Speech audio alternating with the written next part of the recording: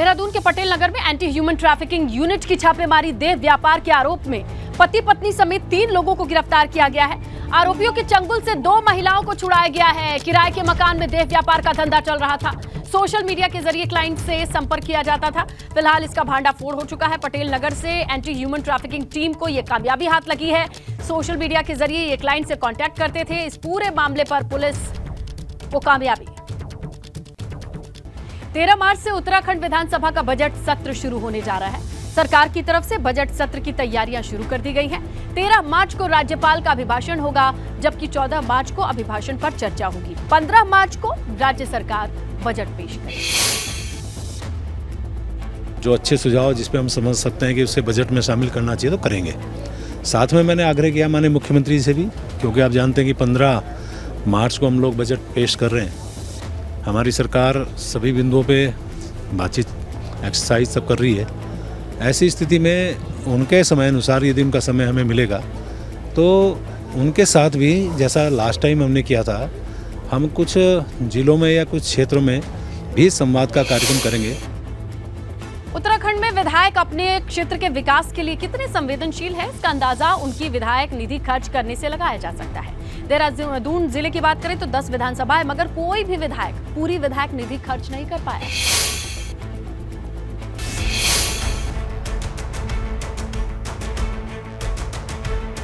वित्तीय वर्ष खत्म होने जा रहा है, मगर उत्तराखंड के माननीय विधायक अपनी विधायक निधि को खर्च नहीं कर पाए हैं। ज्यादातर विधायकों का हाल एक जैसा है, पूरी विधायक निधि खर्च नहीं हो पाई है।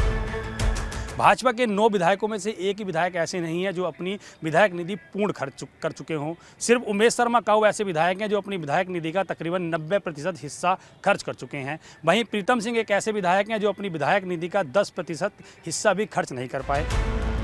देहरादून जिले के सभी 10 विधानसभा में कोई भी विधायक अपनी पूरी विधायक निधि खर्च नहीं कर पाया है। इनमें सबसे फिसड्डी कांग्रेस के चक्राता से विधायक प्रीतम सिंह रहे हैं। इस पर नेताओं की सफाई भी सुन लीजिए। जो बचे हुए काम है जो इन्होंने प्रारंभ नहीं कर पाए, उनको प्रारंभ करने के लिए कह दिया गया है और समय वो जिम्मेदारी उनकी है, कार्यदायी संस्था की है कि उनको पूरा करें। हमारे पास आज की डेट में मैं अगर अपनी विधायक निधि की बात करूं तो एक भी पैसा मेरे पास बैलेंस नहीं। एडवांस काम स्वीकृत है, अभी काम होंगे, लेकिन मेरी 100% एग्जॉस्ट हो चुकी है। अभी हमारी एक लास्ट किस्तानी बाकी है, तो उसमें भुगतान होगा। मैं तो 100% मेरा ट्रैक रिकॉर्ड रहता है। विधायकों को हर साल 3 करोड़ 75 लाख रुपए विधायक निधि के लिए मिलते हैं, जिसके माध्यम से विधायक अपने क्षेत्र में विकास काम करवाते हैं। देहरादून जिले में विधायकों को 672 योजनाएं स्वीकृत की गई थी, मगर अभी तक सिर्फ 121 योजनाएं ही पूरी हो पाई हैं, जबकि 551 योजनाएं पेंडिंग हैं।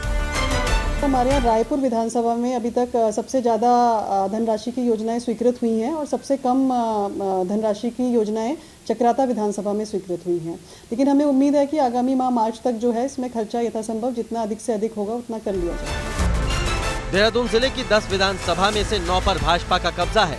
भाजपा विधायक विकास के बड़े बड़े दावे तो करते हैं, मगर ये दावे धरातल पर बेदम नजर आ रहे हैं। एबीपी गंगा के लिए देहरादून से पंकज राणा की रिपोर्ट।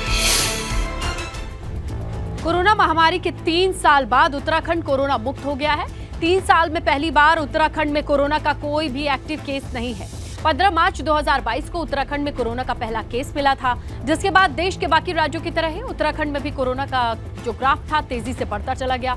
कोरोना की वजह से उत्तराखंड में 7,753 लोगों की जान गई थी, मगर अब अच्छी खबर ये है कि उत्तराखंड में कोरोना का कोई भी एक्टिव केस नहीं है। एक भी केस हमारे राज्य में अब नहीं है। इसकी मुख्य वजह यह है कि हमारे प्रदेश में वैक्सीन की पहली डोज 100% लोगों पे लग गई है, दूसरी डोज भी 100% लोगों पे लगी है और जो प्रिकॉशन डोज है वो भी 30% से ज़्यादा लोगों पे हमारे राज्य में लगी है। चारधाम यात्रा पर यात्रियों की संख्या सीमित करने और स्थानीय लोगों के लिए पंजीकरण अनिवार्य करने का विरोध हो रहा है। इसी को लेकर के जोशीमठ बड़कोट में व्यापारियों ने प्रदर्शन किया। व्यापारियों का कहना है कि 3 साल से कोरोना की वजह से वैसे तो उनका कारोबार चौपट ही रहा है और अब सरकार फिर से उनके लिए नियम कड़े कर कारोबार को प्रभावित कर रही है। और देखिए, टिहरी झील क्षेत्र के पर्यटन गतिविधियों को प्रोत्साहन देने के लिए 4 नए संस्थानों पर बोटिंग पॉइंट्स का निर्माण होगा, इसके लिए रास्ता साफ हो गया है। दोबारा संदाणा, तिवाड़ गांव और टिपरी में वोटिंग पॉइंट बनाने के लिए टिहरी झील विशेष क्षेत्र पर्यटन विकास प्राधिकरण ने हरी झंडी दे दी है। वोटिंग पॉइंट पर प्लेटफॉर्म तैयार करने के लिए पर्यटन विभाग की ओर से टेंडर भी जारी कर दिया गया है।